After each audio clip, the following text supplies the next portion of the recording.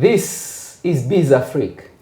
We are in the business of unveiling opportunities across the entire African continent and across sectors.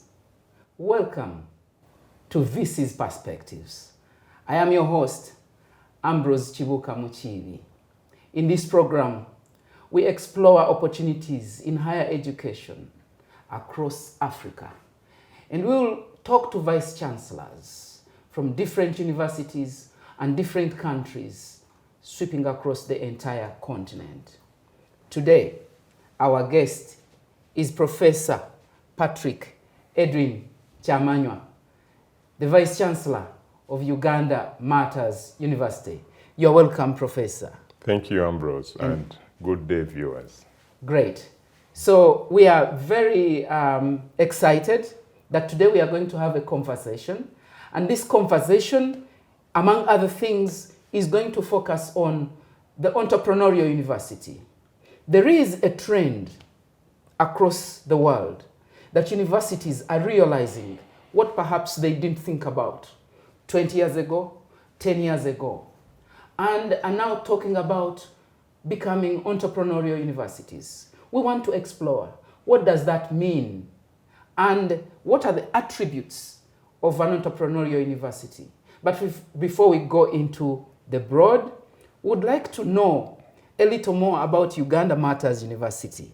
Professor, talk to us about your university. Thank you, Ambrose, and once again, good day, viewers. As introduced, I'm Professor Patrick Edrin Kyamanywa, the fourth Vice Chancellor of Uganda Matters University. Uganda Matters University celebrates 30 years this October, having been started in 1993 by the Episcopal Conference of Catholic Bishops in Uganda. Inspired by the Uganda Matters, who stood for their faith, Uganda Matters University is known for producing ethical professionals who stand for the truth and values as espoused by the Uganda Matters. This year, as said, we are celebrating 30 years, and we've been leading in producing especially business managers and agriculturists. But over the years, we have taken on a wider profile of programs. We now are training experts in the built environment, which is sometimes referred to as architecture. We are training experts in ICT. We are actually proud to have many of our alumni serving in big organizations, government and non-governmental, across the globe. We today are one of the few universities, and in fact the only private university, to be hosting an African Development Bank and World Bank funded Center of Excellence. And our Center of Excellence, known as Akalise, is largely known for agriculture and livelihood systems, experts in agroecology on the continent. And this is a regional center of excellence, but of course serving students and clients from the entire continent of Africa. We are also known for our ethics and governance, and many of our cabinet ministers and members of parliament are actually proud alumni of Uganda Matters University, including the Honorable Prime Minister, who have attended the ethics, diplomacy and governance training at Uganda Matters. So that is Uganda Matters. We have, however, ventured into the science area today because we realize the importance of science in development at national and global level. So we are soon to launch a Bachelor of Engineering program. We already launched a Masters of Medicine specialization profile, and this is to come in and support the other sciences, agriculture and IT, in addition to the humanities and the business that we are already experts at. So that is Uganda Matters University. We are located at Nkozi, at the equator, but have campuses in all episcopal provinces in Uganda. We have a campus in Ngeta, in Lira, and in Mbale, which serves the Tororo region. We have a campus in Fort Portal, which is going to be our seat for engineering. We have a campus in Rubaga and at Insambia, which are specializing in business and in health. And of course, the main campus, which is a more comprehensive campus. So that's the Uganda Matter. That is a fair impression that we have about the university. I thought it would be fair for us to begin there, and then we expand to a continental spectrum. But before we go into that expansion, I'm curious. You are a professor of surgery, and now you are vice chancellor of a university. What does a professor of surgery have to do in the boardrooms of universities? What is it that you felt an attraction or even a compelling factor that you should go into higher education leadership? Thank you, Ambrose. Yeah, the journey they call life can take you through different angles and curves and highways. I qualified as a surgeon in 2002, having trained at Mulago. And I was asked to go and join the faculty at Mbarara University. Yeah. Where I taught and practiced surgery, and I am very proud to see my former students continuing to excel.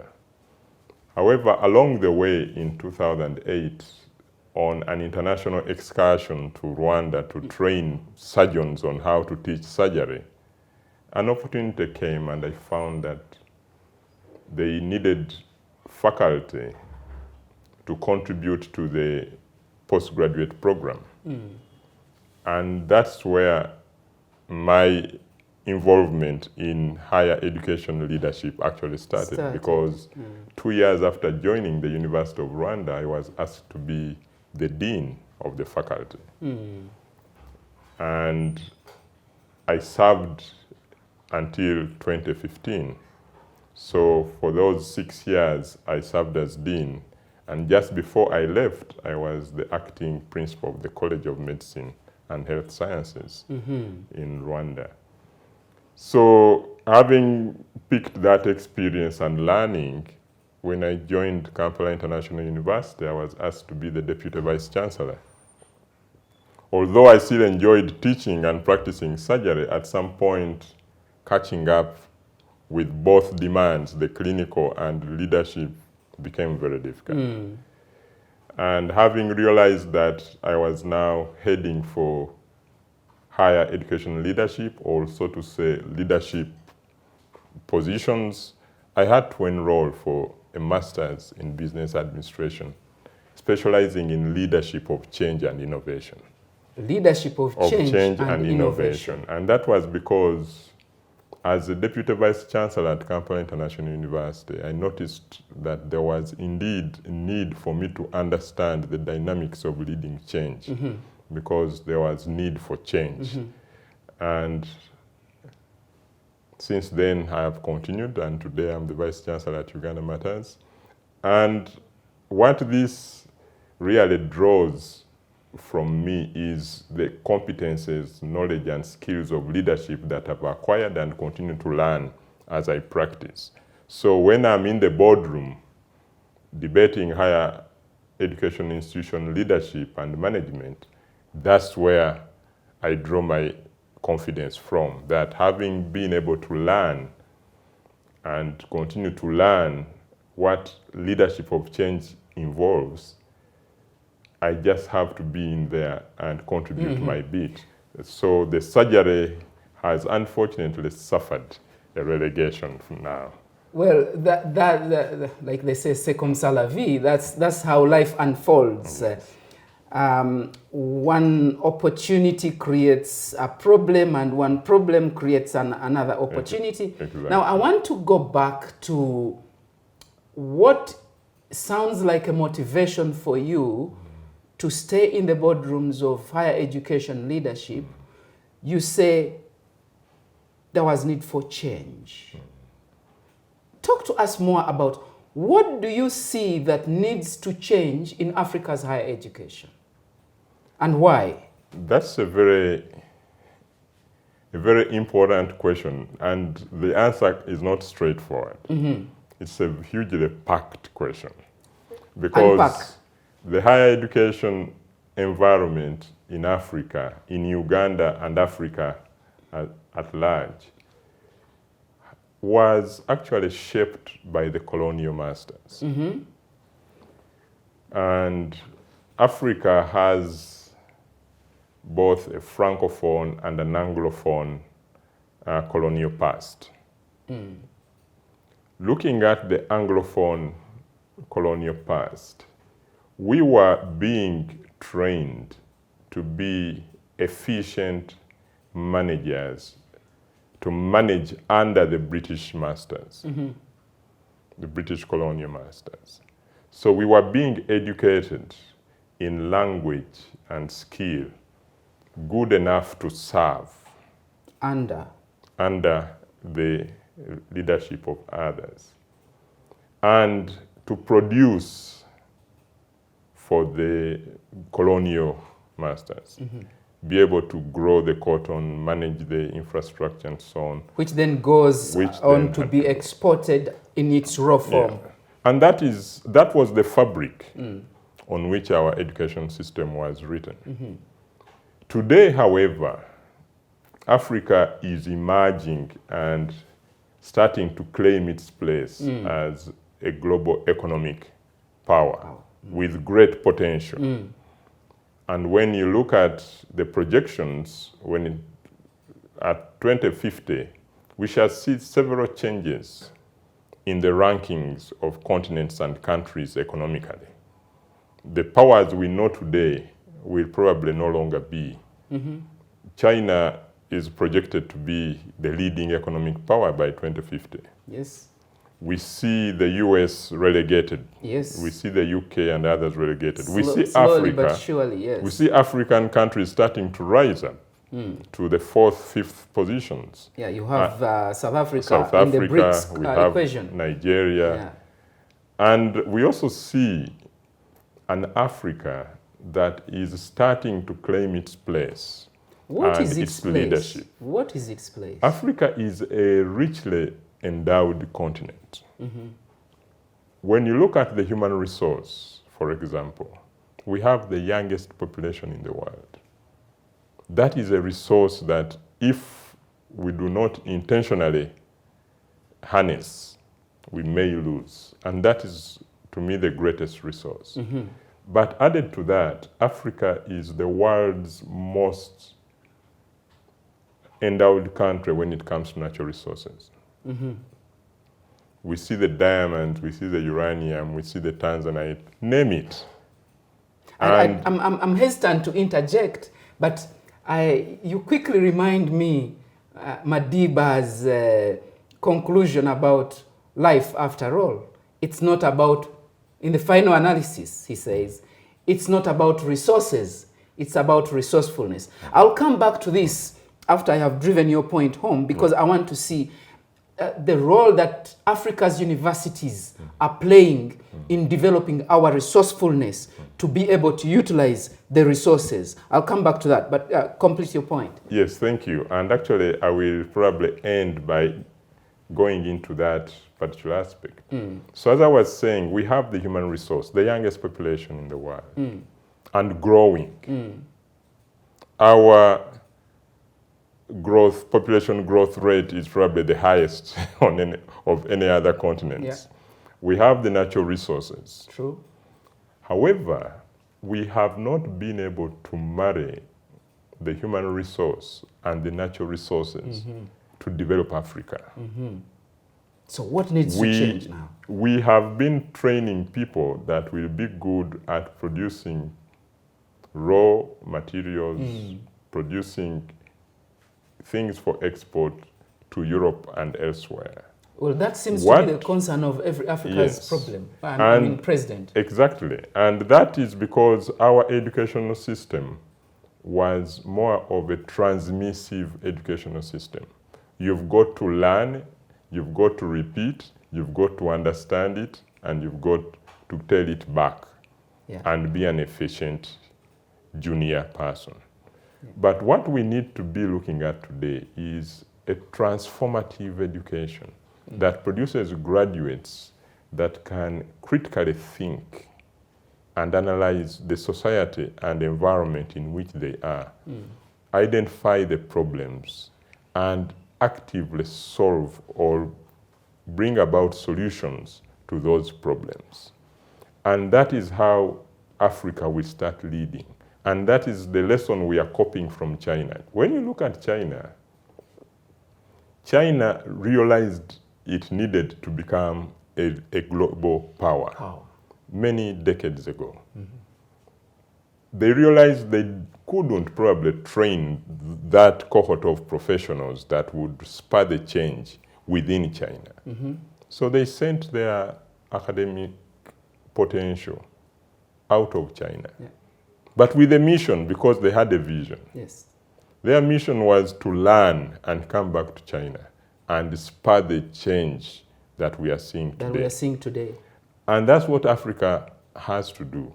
The people we've sent to the diaspora, unfortunately, are not being attracted back to influence that change. But it is time now for us to be doing that at our universities also.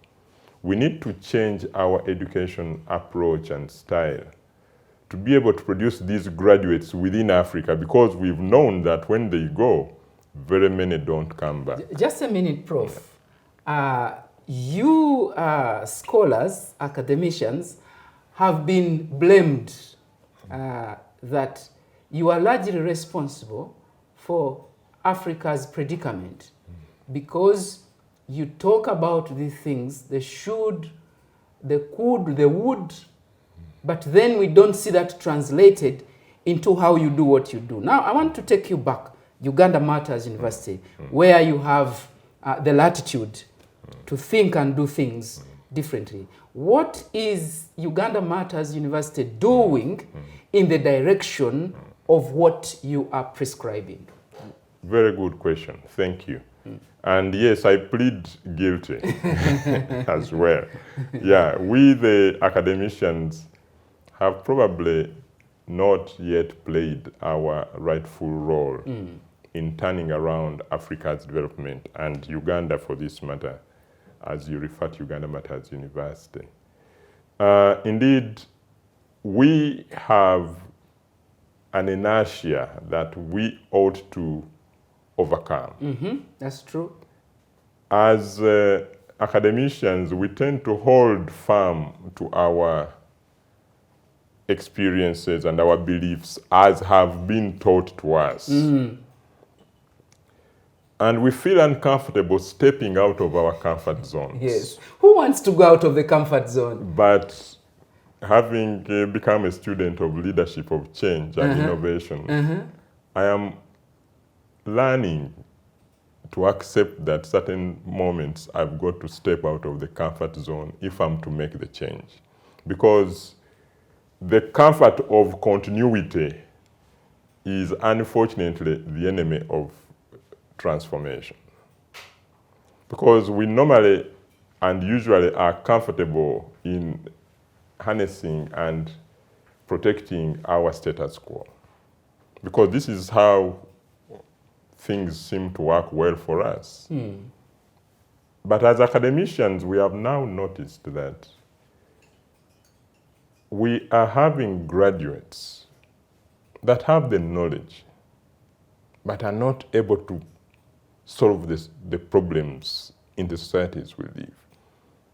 And that means we need to take a serious reflection and realize that the way we teach today cannot, by any magic, change the product we churn out to the community. So can we now bank on your university as one of the universities on the continent championing this change And that that's you are and that's what I'm driving at, actually. Great. Continue. So we've got to know that the way we've been training and churning out our graduates is not going to change the qualities of the graduates. Mm-hmm. We have to change the way we are training them if the graduate is to change. Otherwise, we shall continue, like you've said, referring to the should and ought to and so on. Yeah. So what have we done at Uganda Matters? At Uganda Matters University, we have taken the bold step to test a change in the way we teach. And this is how we've done it. Mm-hmm. We've recently concluded a retreat that concentrated on curriculum review. Curriculum review. And how have we changed the curriculum? We are trying to divert our curriculum from just the subject content to add an entrepreneurial angle. So we have incorporated a 3-year longitudinal entrepreneurship model in all our undergraduate programs. Whether you're doing education or architecture or law, you will have a 3-year entrepreneurship module. And this is going to be in a way that you get all the theory in the first year. And then you start engaging in discussion and analysis and proposal development in the second year. And in your third year, you should show us how you will be entrepreneurial by demonstrating a project you've worked on over the last 2.5 years in your field of study. So if you are a lawyer, how are you going to use that knowledge of law to earn you a living? How will you be an entrepreneurial lawyer? How will you be an entrepreneurial teacher? How will you be an entrepreneurial architect? We want to see that. Not how well can you tell us about the contract law and so on. No, we want to see you applying that knowledge so that when you go out, you are already, I would say, primed to identify problems and find solutions within your field of learning and practice. We will also be able to see that our graduates will not be job seekers per se. Yes, they may want to learn the discipline of management of organizations within their areas of study, but quickly transition into job creators. Well, but wait a minute. Also, the entrepreneurial spirit is growing, across the continent. And so if we are to spur economic development, we have to see lots of enterprises emerging. And these enterprises will need employees, the human resources. So are you, yes, on the one hand, you are equipping people to be job creators, but are you also equipping them to be good employees? Yes, as I said in the beginning, Uganda Matters is emphasizing the ethical values of professional conduct. And actually, that has been the selling point of most of our graduates. Yes. Because when they go to their employers, they are people who will perform and have been known to perform because they have a strong set of values. They have also developed the skills of critical thinking and analysis and problem solving, which are applicable not only in their own disciplines, but cut across. And that's what makes our graduates very much sought after. But as I was trying to continue the other, we've also partnered with the Catholic University of Milan. And I'm proud to announce that this year, actually, the European Union recognized us, and we took second place. Second place in the ranking of the most innovative educational project. And this is what we've been running with the Catholic University of Milan. And that program is the Entrepreneurship for Impact Masters in Business Administration. Entrepreneurship for Impact. And it's an MBA. It's an MBA, specializing in entrepreneurship, but with the key word underlined, impact. So Entrepreneurship for Impact, MBA. And how do we take on the students? First, you must demonstrate that you have a project you are working on. You have a business you are trying to develop. All are already running. That is a criteria for admission. Then when you come on board, we take you through a series of modules and field excursions that build your skills and competences in creating impactful entrepreneurial projects. And we've got several alumni now across Africa. That's what I wanted to ask, and I want to hear more. I mean, it sounds good. Do we have evidence on the ground that this program actually makes a big difference? Oh yes, there is an abundance of evidence, and I could draw on some of these. Yeah. The most prominent that comes to mind is, and I'm sure he will be proud for me to mention his name, is Mr. Joseph Nkadu, who is now managing NUCAF, specializing in the value chain of coffee, from seed to cup. He is adding value to not only his coffee, but drawing from other coffee farmers, in a way creating employment, in a way adding value to the coffee, in a way promoting our coffee globally, because he exports this globally, but also in a way creating jobs across the entire value chain. Yeah. We have another lady who is producing leather products, bags and shoes and other leather products, purses, etc. Also exporting now globally. We have another one who is an IT person. We have several in the agricultural sector. Okay. And this is not only in Africa.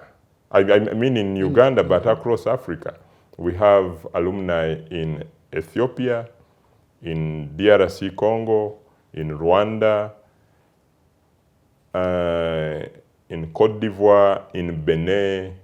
It's a consortium. Well, Biz Afrique is going to traverse Africa, and we will be interested in this case, for example, to reach out to some of these. Because you see, dear viewers, what Biz Afrique is doing, we are looking at the different sectors in Africa, and we are trying to unpack the veiled opportunities in these different sectors.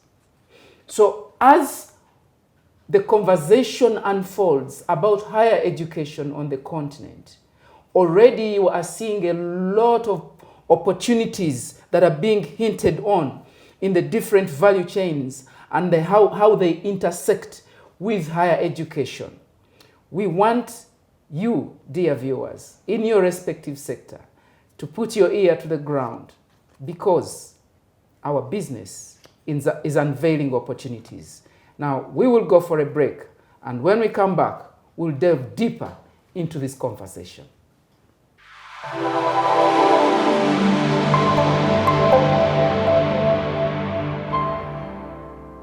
Welcome back from the break.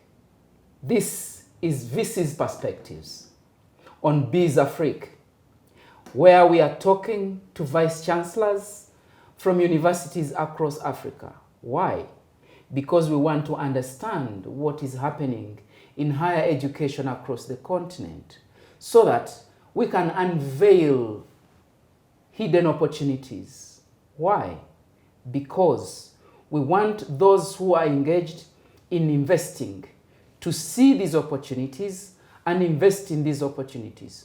But at the same time, we want those who are engaged in higher education to actually see and seize the opportunities for transforming Africa's higher education as a tool, as a bridge to bringing Africa to the global market, not as backbenchers, but as front runners in the different sectors across the globe.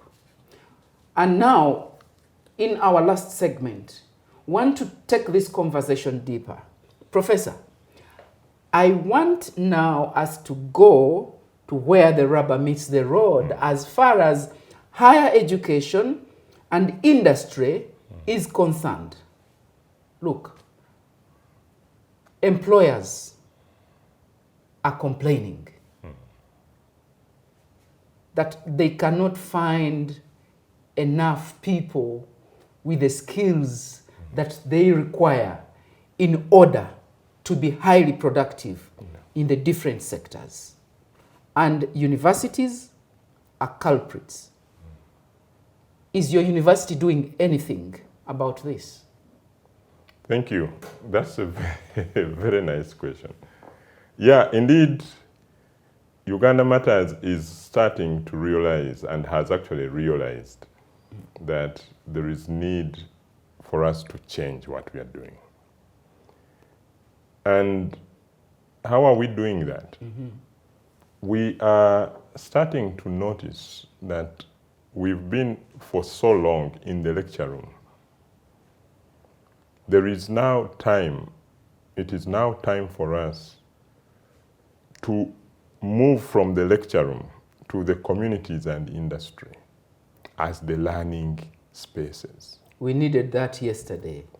Because we've had for many years only a few programs that needed to do what they call a field attachment. But it should be in all programs. Why shouldn't a lawyer go to a law firm?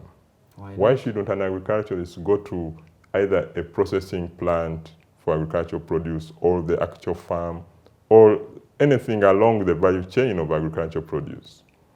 Why? Because we've had teachers and doctors go for internship and teaching practice. Yes. But we've not been seeing, for example, the BCom student, Yeah. the Bachelor of Administration and Business, People studying accounting. going into the actual accounting firm. Exactly. And that is why we end up teaching the same thing, but actually the trade outside is demanding a different set of knowledge and competences. So we have incorporated that now in our reviewed curricula, that students will have to demonstrate through a write-up of their experiences what they've learned from the relevant field. And this is going to require us also to change in the next academic year. We are looking at changing our timetable and the setting of our academic cycle to allow for what universities in the developed countries are actually doing, and yet we look up to them, but we've not copied well what they are doing and adapted it to our setting. It is common to have gap years and gap semesters in European and American universities. Yes. While here it is almost a taboo for a student to be away for a semester because you want them for 6 semesters if it's a 3-year program and so on, and they have to be before the whiteboard or blackboard and the projector. That is not going to produce the entrepreneurial graduate you are looking for. Just a small interjection. You say it's called a gap year there. Yes. Is that what we call a dead year here, or that's something different? No, a dead year is called dead because you are expected not to be engaging in learning actively. Okay. But here we want it to be an attachment semester. Attachment semester. Yeah. So the whole semester. The whole semester. Across all programs. Aren't you being radical? Well, what else do you have to do if you want change? You have to challenge the status quo. You have to challenge the norm. You know, when we learn the leadership of innovation and change, there is something we always use. Change can be just changing the position of the seats in this room. Yes. But will that suffice for you to be able to achieve the end product? Usually it doesn't. It doesn't. You might also want to see change by just breaking away some of these walls in this and expanding the room. But that might not be what is required for change. Transformational change sometimes requires that you actually break the entire building and rebuild a purposed building. So you are intentionally being disruptive. We have to be disruptive. Because if we are doing only the things we are comfortable with, then we might be telling ourselves a big lie. But wait a minute now. Can you connect that to the credentials, the qualifications, the papers that we receive, which then become the benchmark in industry? How will your students, your graduates, be acceptable vis-a-vis the products from the other universities? Oh, and I love that question, because when we go for jobs or job interviews, what do they ask you to give them? They ask you to give them your transcript and certificate and a CV. Yes. Now, you don't want a CV of a graduate that only shows they have been in class until they came to you. You want a CV, you want a CV of a graduate that will include, I spent 6 months or 3 months working at this or the other industry or office or firm. You want a CV that will show you that this candidate has volunteered in the community in this particular cause. Right. And that's what we are looking at, because the world today is shifting from qualifications to skills and competencies. They do not ask you. The world is moving from qualifications to skills and competencies. Yes, they will want you to probably be a graduate, but that will be for the first 2 minutes. Then they will ask you, so what can you do? What are you good at? You won't say, oh, I was good at scoring distinctions in this module. No, they want to see what competences do you bring on board? How are you going to help this industry, this firm, this university in moving forward? Because everyone else will have gone through the same and will have graduated with you on the same day. So what else do you bring? And that's what is going to make the Uganda Matters graduate more relevant for the field. Powerful. Because they will have that extra exposure. And mark you, this exposure sometimes exposes our students to the potential employers. That's true. And many have been retained. They say, okay, go complete your course, but you have a place with us. Because they have showcased competence. They have showcased. And that is also going to inform our curriculum. Because we need to see, when the students go, what do they learn? And when they write their learning portfolio, what are they saying they would have wanted us to include in their subject content? That's how industry will inform university curricula, and not the other way around. Because why the employers are complaining is because we think this is what they need. But it's not actually what they need. Because in the ivory towers, there you sit in the comfortable boardrooms and then compose the curricula. You think on behalf of the industry. Now, what you are flipping is that industry should be telling universities what they want, so that you tailor the curricula to what industry is demanding. Exactly. Fantastic. Exactly. And if we realize that that is the shared value, that that is the purpose we want, and that's the product that the university should produce, then what comes to mind for me is to look at the higher education system again. And one model I like using is the Mackenzie 7S model, Yeah. which gives us the 7 S's that we should consider if we are to really drive change. And of course, the first one is the shared value. What product are you looking for? What end point are you looking for? What purpose are you defining for yourself? So if, as universities, we are saying it is high time we produced industry-relevant graduates, then we've got to examine the other 6 S's. Because that's already the consensus from industry. Yes. So that's the value we should be sharing, that we have a graduate that is good and relevant for the industry. So what are the other 6 S's after the shared value? We need to look at the strategy. What strategies are we going to have to adopt in order to produce that Shared product? value.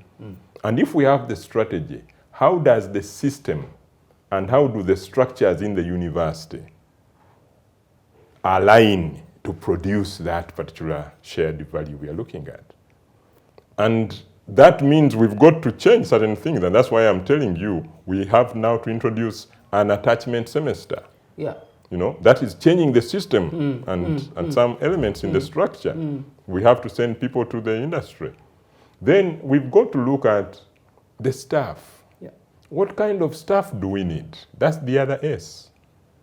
And with the staff, what is the skill set that is required? Yeah. Because many of us have been taught and have trained in the system that is producing these industry, quote, irrelevant or mismatched graduates. Yeah. So we've got to train our staff and equip them with the skills. Actually, last week we had an entrepreneurship training conducted by Enterprise Uganda for the academic staff. Fantastic. Because we want them to be able to teach that entrepreneurship in their different Because that addresses the question I wanted to put to you, that how then do you ensure that your staff have what it takes to deliver in this new dispensation? Exactly. And that is why we've got to skill them. We've got to retool them with these different perspectives. And then, of course, the other S, the 7th S, is the style. The style of teaching also has to change. We've been having a teaching approach where the lecturer is the sage on the stage. He knows it all, and you are supposed to record. And if you are not seen writing, you're probably not an attentive student. Yes. We have to move from that to the Freudian method of learning, where a teacher and the student are both learning. Learners. Yeah. And you, as the facilitator of learning, your role is to encourage discussion, challenge the assumptions the students are coming up with, test the perspective the students have, because today, knowledge is everywhere. Information is everywhere. A student will probably have read an article the previous night, if they are the smart students and they are well guided, that they may ask you a question and you are not expected to have all the answers. So we have to realize that there is enough information already available, and what we want the students to know is, how do they analyze this information? How do they critically think about the problem and apply the knowledge and contextualize it so that their skills and the knowledge and the relevance can all fit. Converge. You know? Now, what would be your parting shot in this conversation, looking at your university, looking at higher education across the continent, the lessons we have to draw from the rest of the world, and where we should be positioning Africa, what would be your appeal to colleagues in higher education across the continent? Thank you. My appeal to fellow leaders in the higher education environment is that we've got to be brave to challenge the status quo. We've got to be brave to run away from where we've normally drawn our comfort from as universities and university dons, to be able to expose the students, the learners, to the learning environment outside the lecture room. The communities, the industry need our students there, not when they are graduates, but during their training. And we've got, therefore, to restructure the academic system. However, it cannot be as successful as it can be, or as it should be, if it's only done at the higher education level. It's got to cascade to the secondary and the primary school, so that these learners already know how to learn. Because the most important thing is to get someone who knows how to learn, because learning is a lifelong process. We don't want learners who know. We want learners who know how to learn. And that is, wow. It has to come from the, from the early stages. And that's why we see today, many parents are trying to run towards the international school system, because the students there are challenged to think. Yes. They are challenged to look for information and use the information, not to receive.